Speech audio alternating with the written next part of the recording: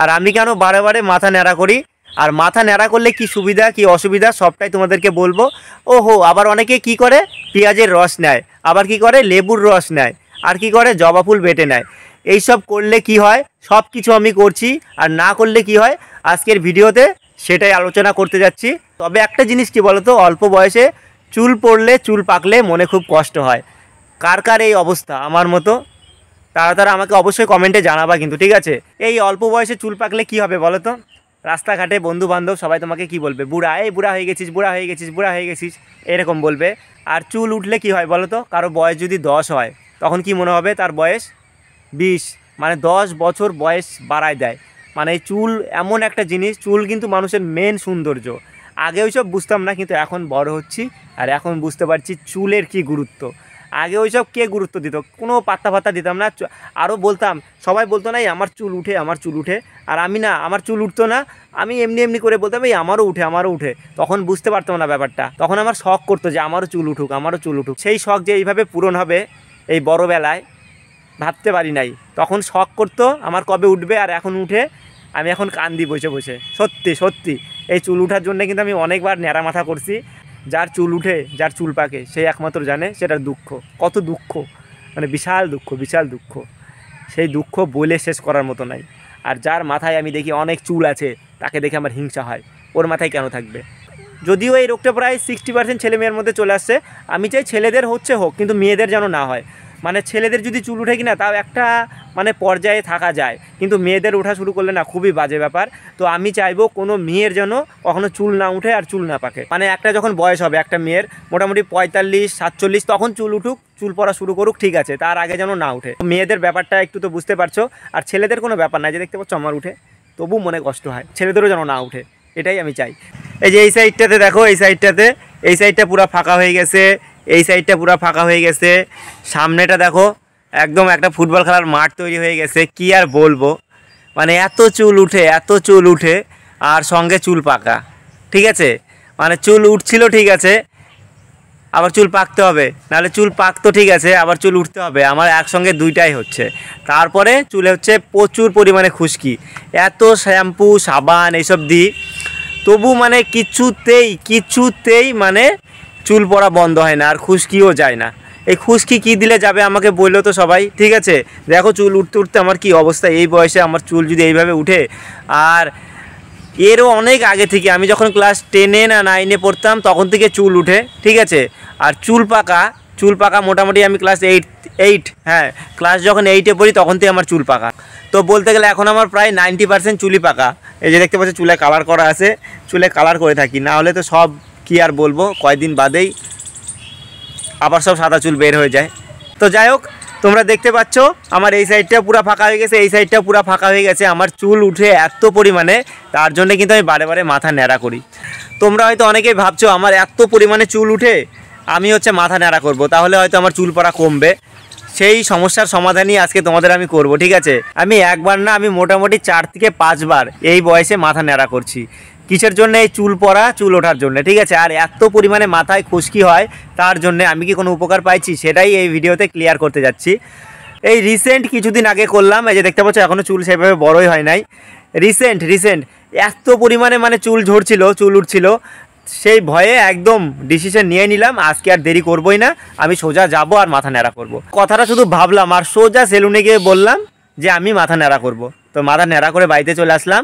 তো এখন যে তোমরা আমার চুলের সাইজটা দেখতে পাচ্ছ, এই সাইজটাও আমার পক্ষে মানে সুবিধার না, মানে এই সাইজেও আমার প্রচুর পরিমাণে চুল পড়ে। দেখতে পাচ্ছ, দেখে বুঝতে পারছো একদম চুলের কি অবস্থা, আমার মাথার কি অবস্থা। চুল পড়তে পড়তে পুরো শেষ, বুড়া হয়ে গেলাম, অর্ধেক বুড়া। মানে চুল পড়ে গেলে কিন্তু মানুষের জীবনে সব শেষ। চুল উঠে গেলে কিন্তু মানুষের বয়সটা কিন্তু, তোমার যদি 20 বছর হয় তোমার মনে হবে 30 বছর বা 40 বছর, এরকম একটা ব্যাপার। তার জন্য চুলের যত্নটা নিতে হয়। কিন্তু কি নিব চুলের যত্ন?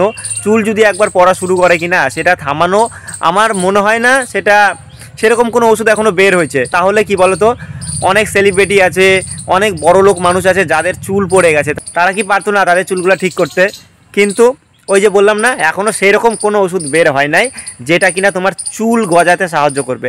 হয়তো চুল পড়া আটকাতে পারে কিছুদিনের জন্যে, কিন্তু আমার যে হারে চুল পড়ে, এই চুল পড়া মানে আটকানো ভীষণ টাফ। শুধু একটা জিনিসই সেই চুল পড়াটা আটকাতে পারে, মাথা ন্যাড়া। মাথা ন্যাড়া করলে চুল পড়া সত্যি কমে, সত্যি কমে। যতদিন পর্যন্ত তোমার চুলটা ছোট ছোট থাকবে ততদিন পর্যন্তই চুল পড়া বন্ধ থাকবে। আবার যেই চুলটা বড় হয়ে যাবে তখন কিন্তু আবার চুল পড়বে। এটা আবার কিন্তু একদম সত্যি কথা, যে তুমি মাথা ন্যাড়া করলা তার জন্য তোমার চুল পড়া একবারে বন্ধ হয়ে যাবে সারা জীবনের জন্যে, একদমই কিন্তু সেটা ভেবো না। তো এই জন্যেই আমি 5 থেকে 6 বার মাথাটা ন্যাড়া করছি, মানে চুলটা বেশ কিছুদিন ধরে রাখার জন্যে, ঠিক আছে। তো আমি তোমাদেরকে ক্লিয়ার করে দিলাম মাথা ন্যাড়া করলে কী সুবিধা। মাথা ন্যাড়া করলে ওই যতদিন তোমার চুলটা ছোট থাকবে ততদিন আর কি তোমার চুল পড়া বন্ধ থাকবে। আবার যেই চুলটা বড় হয়ে যাবে আবার কিন্তু সেই সমস্যা দেখা দেবে।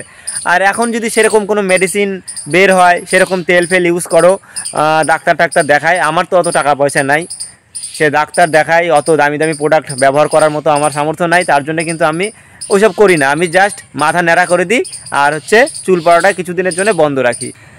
তাহলে তোমাদেরকে বোঝাতে পারলাম মাথা ন্যাড়া করার কি সুবিধা। মাথা ন্যাড়া করার একটাই সুবিধা, যখন তোমার চুলগুলো ছোট থাকবে তখন তোমার চুল পড়বে না। এটা হচ্ছে 100% গ্যারান্টি আমার তরফ থেকে। আমি এই বয়সে 5 থেকে 6 বার মানে মাথা ন্যাড়া করছি, আর মানে এই সুবিধাটা আমি পাইছি, বুঝতে পারলা, সেটাই তোমাদেরকে বললাম। আর এই জন্যই কিন্তু আমি এত ঘন ঘন মাথা ন্যাড়া করি, ঠিক আছে। তোমরাই বলো এই বয়সে যদি সব চুল পড়ে যায় তাহলে কি ভালো লাগবে? এমনিতে দেখতে পাচ্ছ চুলের কি অবস্থা, মানে খুব কষ্ট লাগে। তোমার মাথা ভর্তি চুলের দরকার নাই, যতটুকু আছে ততটুকু যদি থেকে যায় তাহলে কিন্তু অনেক অনেক এনাফ এনাফ। অনেকে আবার এটা বলছে মাথা ন্যাড়া করার পরে যে মাথার মধ্যে ডিম ফাটাই নিবি, আমি সেটাও করছি, সেটা তো আমি কোনো উপকার পাইনি সত্যি কথা বলতে গেলে। তারপর হচ্ছে লেবুর রস মাথাতে লাগাতে, সেটাও লাগাইছি, পেঁয়াজের রস লাগাইছি, কিছুই হয়নি, কিছুই হয়নি। এইসব টোটকা আমার মোটামুটি ব্যবহার করা হয়ে গেছে। আর একটাই আমি হচ্ছে দামি তেল ব্যবহার করছিলাম, 200 টাকা না 250 টাকা নিয়েছিল, সেটা যখন লাগাই আরও চুল বেশি উঠে।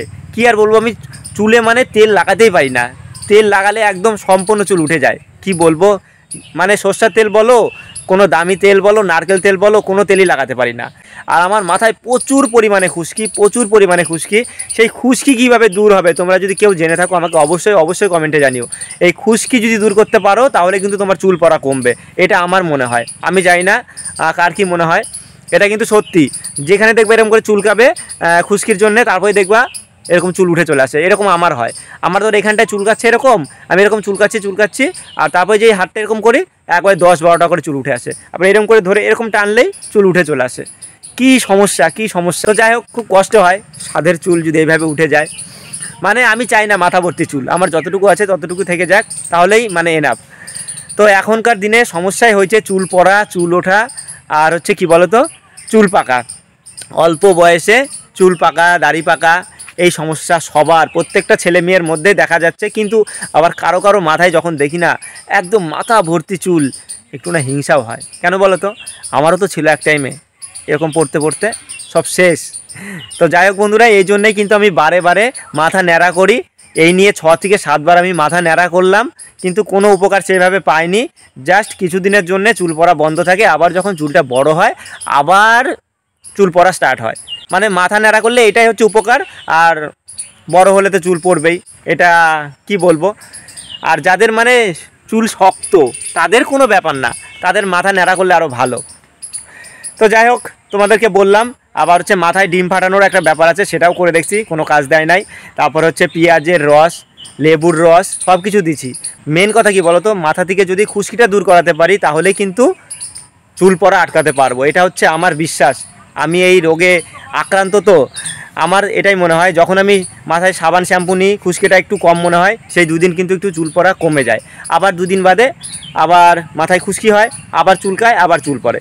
এটা না খুব খারাপ লাগে। তো যাই হোক বন্ধুরা, তোমাদেরকে বললাম আমি কেন বারে বারে মাথা ন্যাড়া করি, আর মাথা ন্যাড়া করলে কি সত্যি চুল পড়া কমে কিনা, আর মাথায় পেঁয়াজের রস, তারপরে লেবুর রস, তারপরে বিভিন্ন রকম দামি দামি প্রোডাক্ট দিলে কি চুল পড়া কমে, সেটাও তোমাদেরকে জানালাম। এটা আমার ক্ষেত্রে হয়েছে, অনেকের ক্ষেত্রে নাও হতে পারে। অনেকেই আছে যারা পেঁয়াজের রস ব্যবহার করে তাদের অনেক উপকার পাইছে, কিন্তু আমি পাইনি, সেই জন্য আমারটা বললাম। আর ওই মাথায় ডিম ফাটানো ওগুলো ভোকাস, কিচ্ছু হয় না, কিচ্ছু হয় না। মানে কি বলতো, যার চুল পড়া একবার শুরু হবে সেটা না থামানো যায় না, ও পড়েই যাবে। আর যার চিন্তা টেনশন বেশি আছে তার একটু চুলটা বেশিই পড়ে, ঠিক আছে, আমার আছে একটু বেশি। তো যাই হোক বন্ধুরা, তোমাদের সঙ্গে সবটাই শেয়ার করলাম। আর তোমরা যদি এরকম সমস্যার কোনো সমাধান জেনে থাকো আমাকে অবশ্যই কমেন্টে জানিও, তাহলে আমি অ্যাপ্লাই করবো, ঠিক আছে। তো দেখা হচ্ছে বন্ধুরা নতুন কোনো ভিডিওর সঙ্গে। আর ভিডিওটা ভালো লাগলে অবশ্যই লাইক, কমেন্ট, শেয়ার আর সাবস্ক্রাইব করো, ঠিক আছে। টাটা।